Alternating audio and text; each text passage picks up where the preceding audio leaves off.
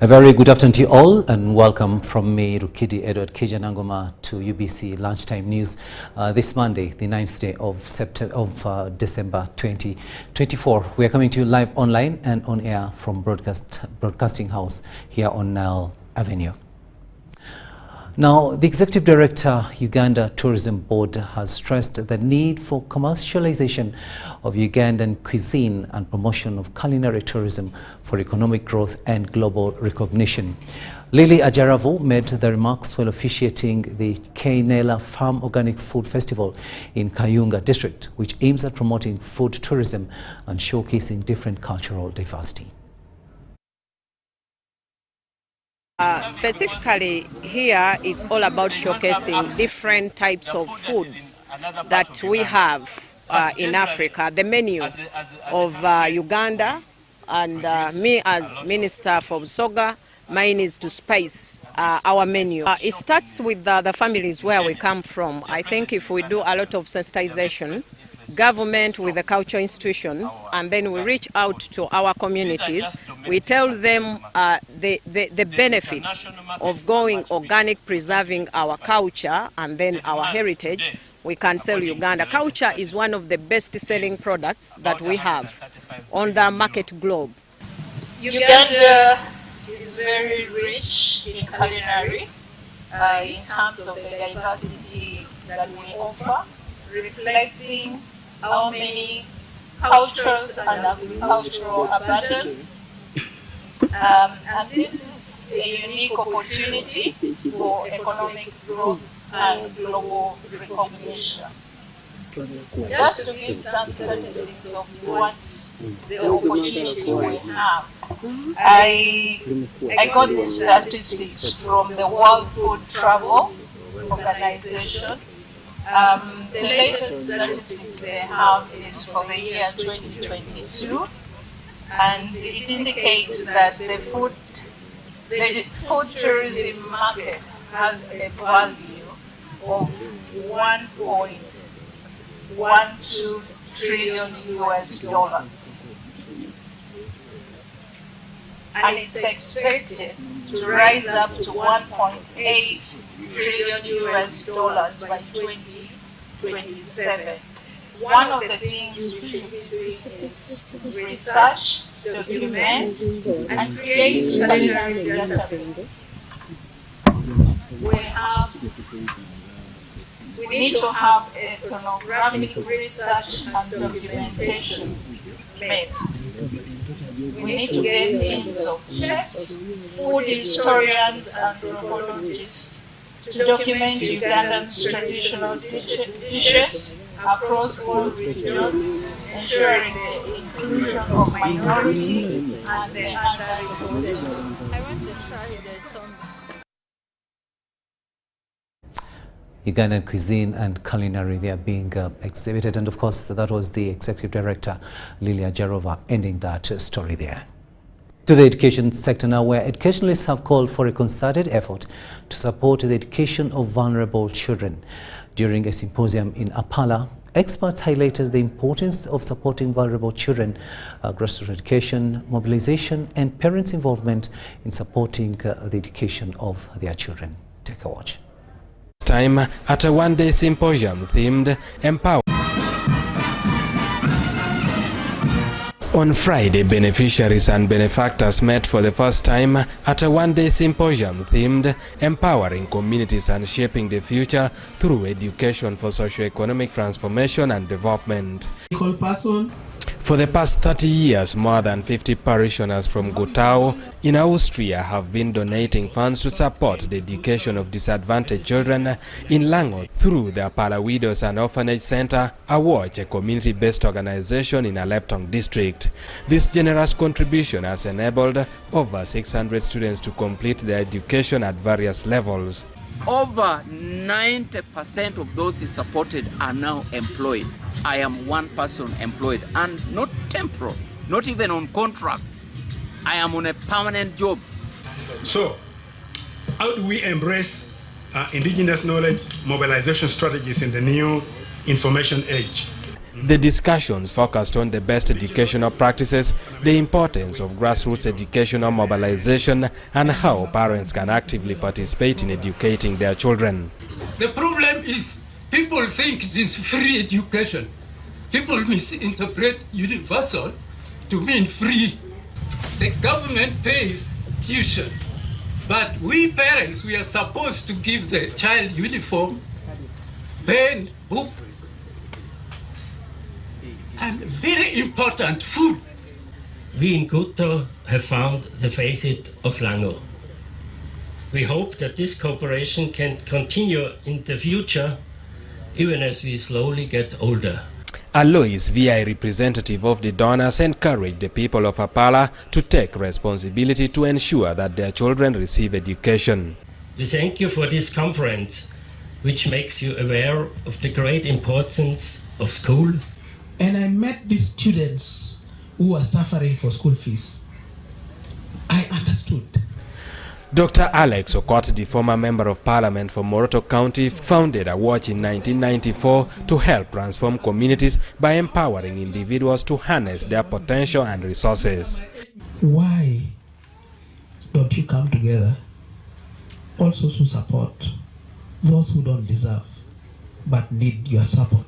We are going to start monitoring education from parish chief level. Felix Adupongwech, the Minister of Science, Innovation and Technology under the Lao Cultural Foundation, appealed for increased support to girls' education to combat child marriage in the communities.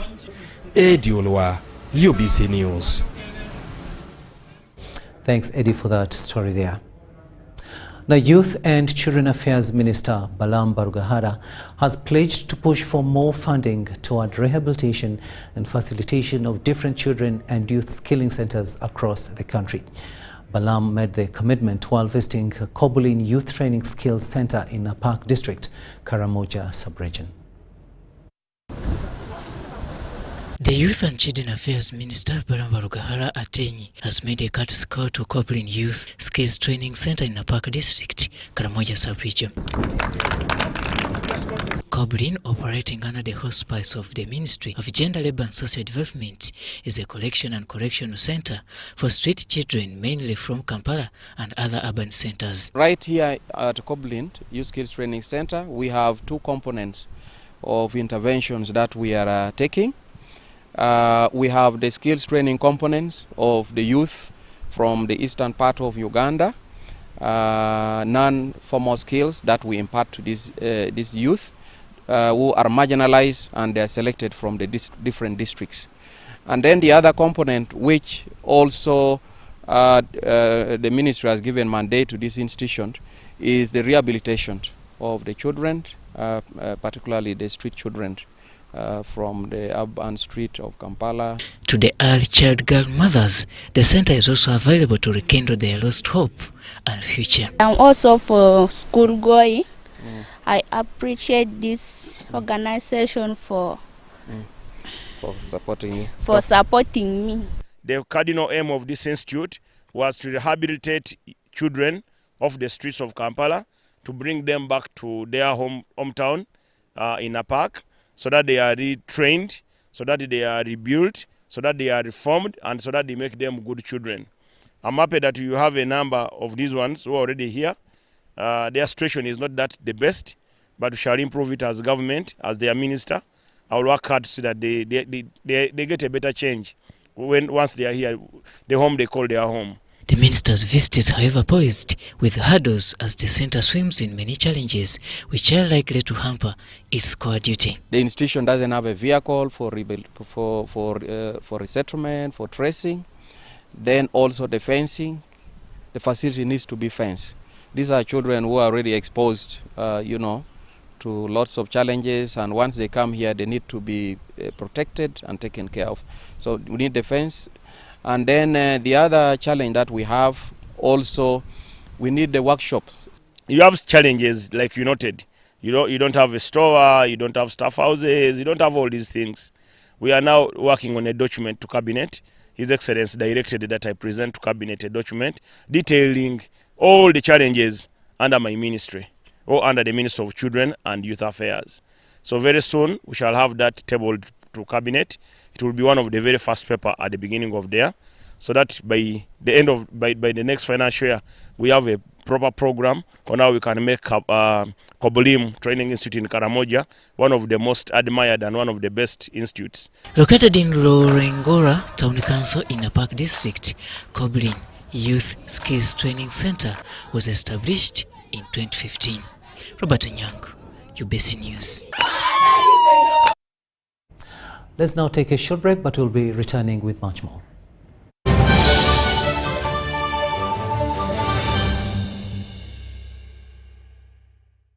There is only one rule you must follow in order to be a winner. Number 1, defeat the undefeatable. You, step forward. I want you to box the air until it falls down. I'm not seeing it falling in. You see it falling in. Box, winning is hard, but with MTN Momo, it's easy. Simply pay or shop with Momo for a chance to win mobile money every day. Use the Momo app or dial *165*3#.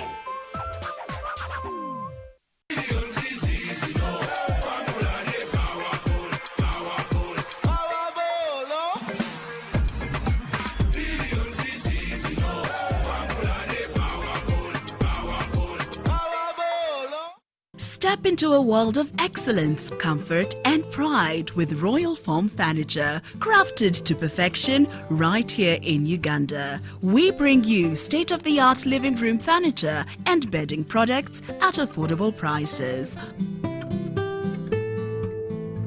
Our wide variety of mattresses include orthopedic, pillow top, spring mattresses suitable for institutions like hotels, and many others for home comfort.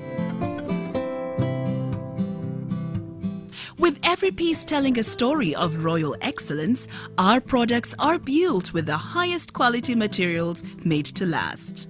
Experience royalty with Royal Form Furniture, proudly made in Uganda, so buy Uganda and build Uganda. Visit our showrooms at Ginger Road, Chambogo Junction, Bukoto Chisasi Road, and on Victoria Mall, Entebbe, on the first floor. There is myths that so many of you live by. If your eye is twitching, it means you're going to see someone you like. If it shines and rains at the same time, it means a leopard is giving birth. If your hand is itching, it means you're going to get money. If you see an owl, it means somebody's gonna die.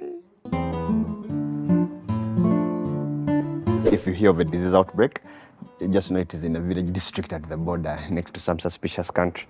You will want to scratch that last myth, because Mpox is in 19 districts and Kampala is among with dozens of cases. Please stop going around checking anyone's hand. Mpox kills. Protect your loved ones.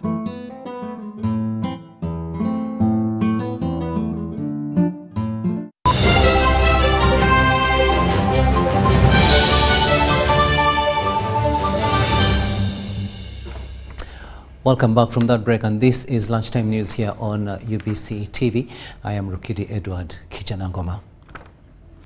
News just in, Moody University has developed a technology meant to preserve perishable vegetables and fruits such as tomatoes.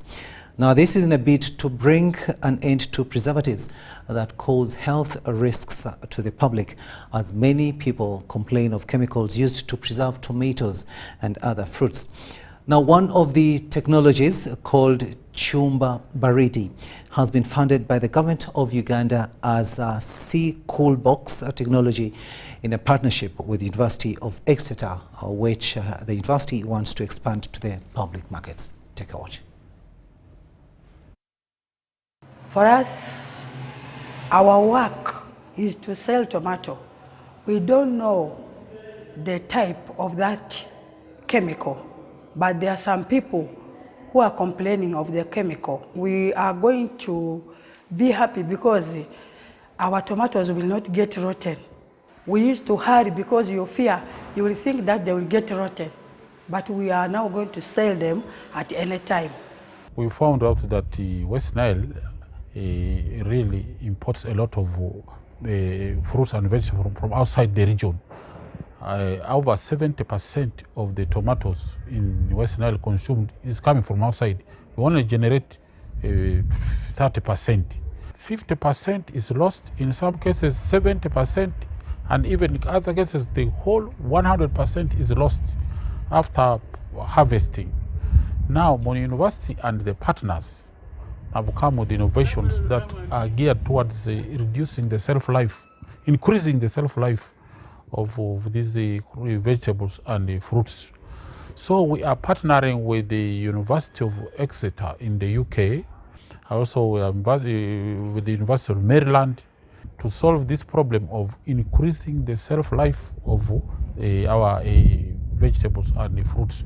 The problem is that people have resorted now to introducing, dusting the tomatoes with the dangerous chemicals like the mancozeb. Mancozeb is a fungicide which is carcinogenic in nature.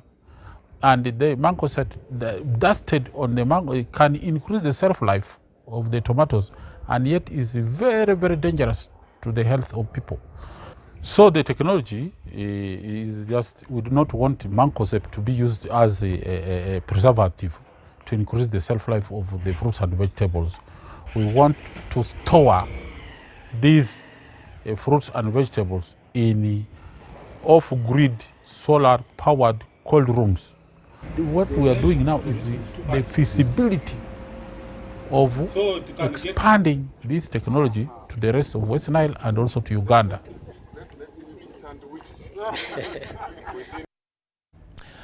And in business, we are looking at youth who have been encouraged to seize opportunities as they come so that they can build a better future for themselves and their communities. The Presidential Mobilizer on Poverty Eradication Program, Pastor Mbabazi Robert, was speaking at the 5th graduation ceremony of ICT training graduation at Makera University under the theme Thara Kira House. We have the detailed story. I think, Pastor, you have never seen her. I think she may join us. Don't control yourself. You can have challenges. But the most important in life is to be patient and also to have some big hopes in your life that you will get what you need. Don't use ICT knowledge for you to access quick wealth. You become a hacker. Positive team. Those are protecting our nation. Be part of good team. Those are protecting our country using ICT profession. Our training basically, it does not segregate whether you've gone to school or not. We try to be as basic as possible to make sure that even a youth who didn't go to school or who dropped out of school can get these skills. And the kind of training we offer is a training that is hands-on. We are contributing to poverty reduction, which is a vision for the President of Uganda. Mobilizing these youths, it helps. And of course, we also create mindset change through this kind of training, such that the youth become responsible and they know what they expected to do. I thank God for this opportunity. I came here where I can't even hold a mouse. But in these 3 weeks, I can be able to burn a CD, I can scan, I can print document, I can work in any library. I also thank this opportunity to be considered as a student of Makere. People are here paying 1 point, but I'm on free. I've learned how to use a computer. I've learned how to apply knowledge.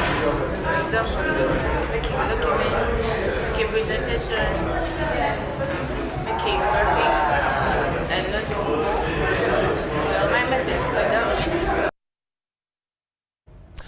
Now, in a recent study by the World Health Organization, it was revealed that 1 in 3 women globally, that is about 30%, have experienced physical or sexual violence from either intimate or non-intimate partners in their lifetime.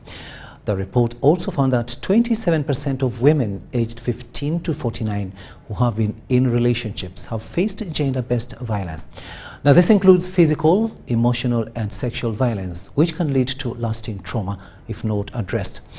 Now, during a workshop to mark the conclusion of the 16 days of activism, Uganda Women's Network Executive Director Rita Leka called on the government to strengthen the justice system to combat gender-based violence. We have more in this story.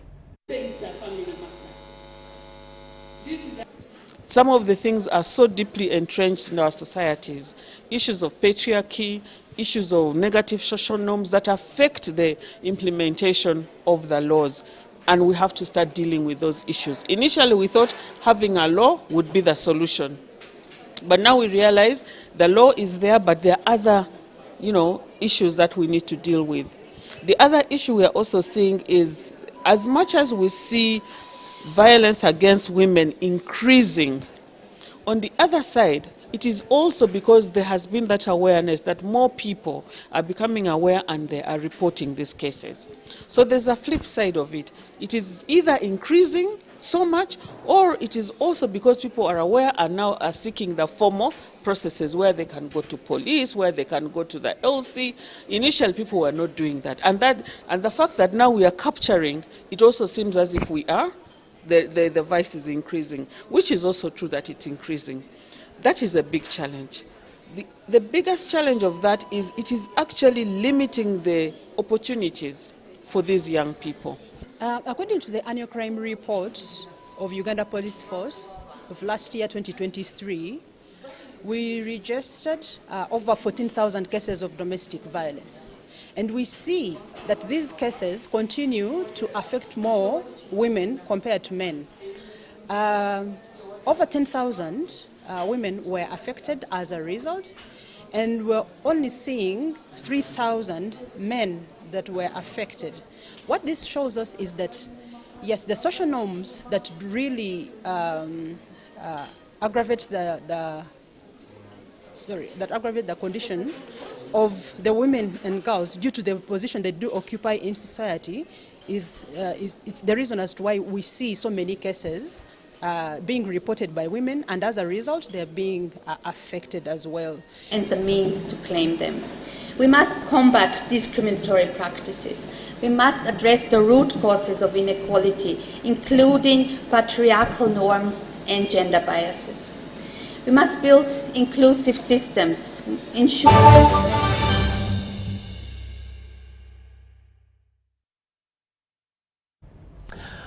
World News now, and we begin in Syria, where in the wake of Syria's government collapse, some civilians say they hope rebels' victory will bring freedom and prosperity.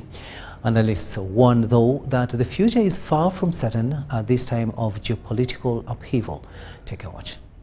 Amid destruction and death left by the lightning rebel advance and Syria's government collapse, civilians say they are cautiously optimistic that what may be a massive shift in regional geopolitics may also be, for them, a change for the better.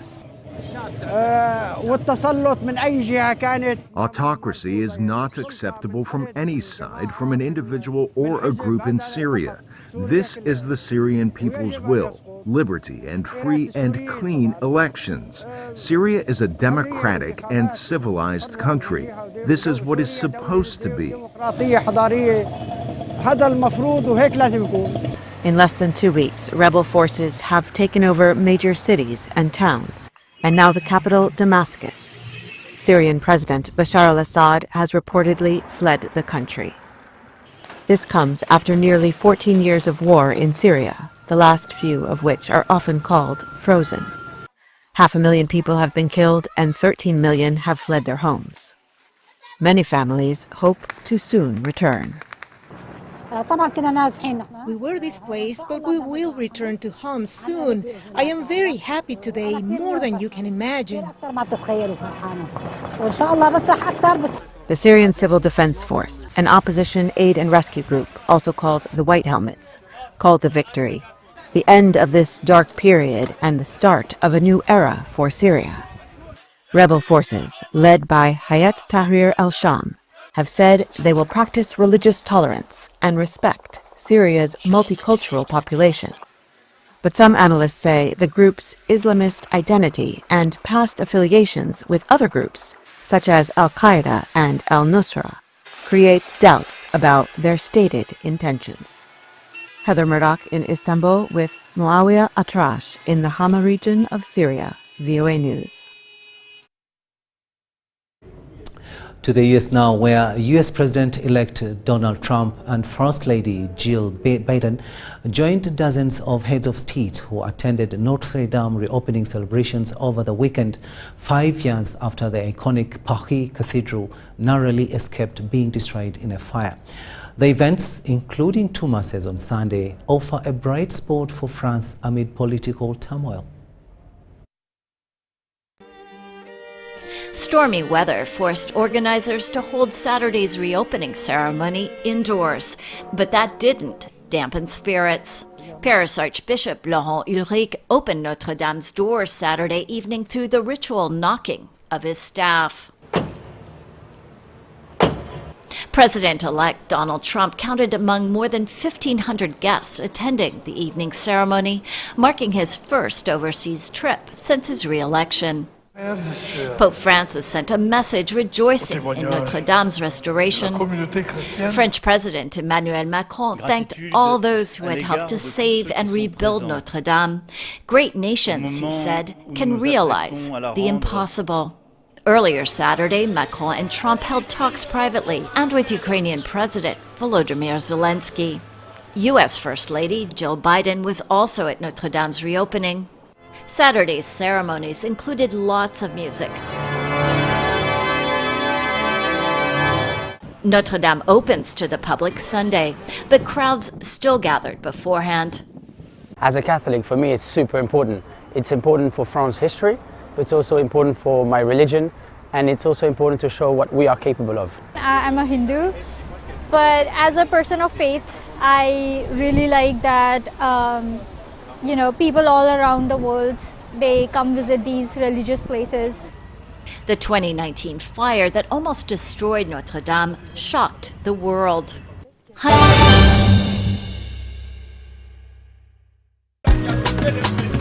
You used to tell me that I don't make you happy. All that time you would be complaining. I'll call you every day, yeah, yo, baby, don't know. You can now get all the Chibuzi out with MTN voice bundles. Call all networks, Kubei Dondoro. Buy a 25-minute voice bundle for only 1,000 or buy any daily voice bundle of your choice. Dial *100 *21 hash and select daily or use the My MTN app. When we talk together, we are unstoppable.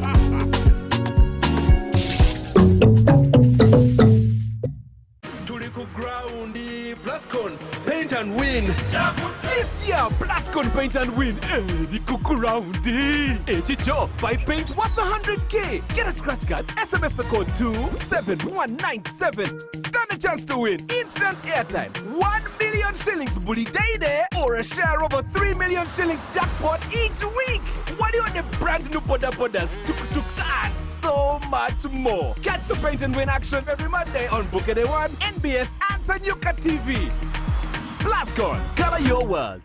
The Deposit Protection Fund of Uganda, DPF, is a legal entity established by the Government of Uganda under the Financial Institutions Act, Cap 57, to ensure that depositors are paid their protected deposits in the unlikely event of failure or closure of a contributing institution regulated by Bank of Uganda.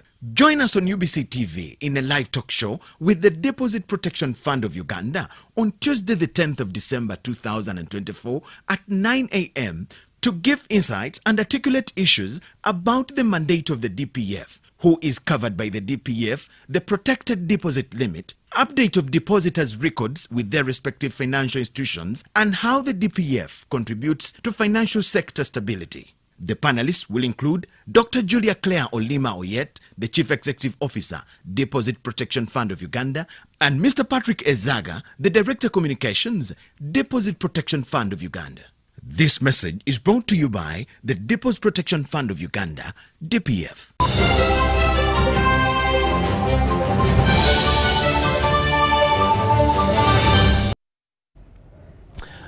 Welcome back, and finally let's have a look at sports news.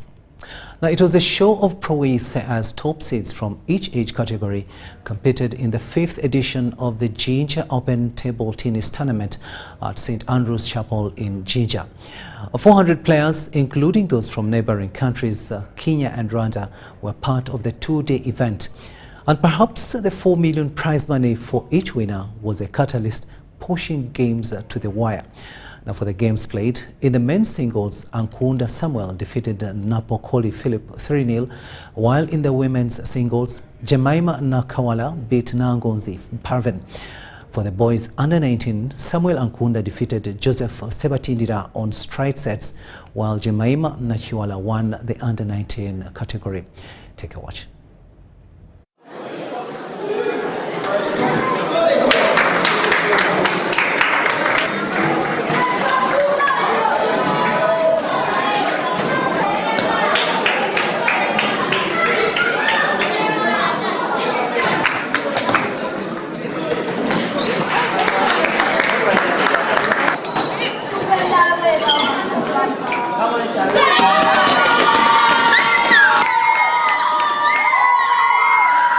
The competition has been more fierce than ever. It actually keeps getting bigger and better with more competitive players. We've seen a higher level of play from from the Ugandan players who have reached all the finals, all the stages, all the further stages of all the competitions, be it the under 13, be it the under 19, be it the men, be it the ladies, be it the mixed doubles. The Ugandan players have performed really well, outcompeting the East African ones.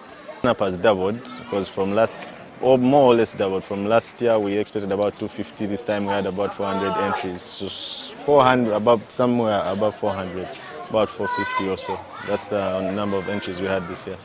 Table tennis is one of the sports that we've been keeping an eye on, and we were glad that the association came up to us with the offer for sponsorship.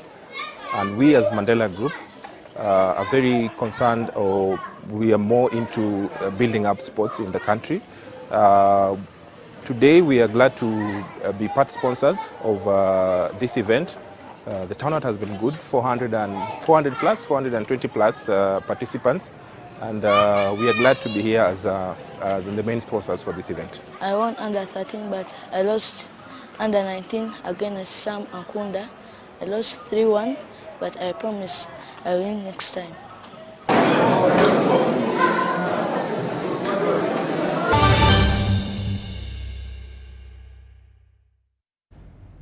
And that's all we had time for. Thank you so much for having kept us company. And that brings us to the end of this bulletin. But do remember that we shall have much more later on in the day.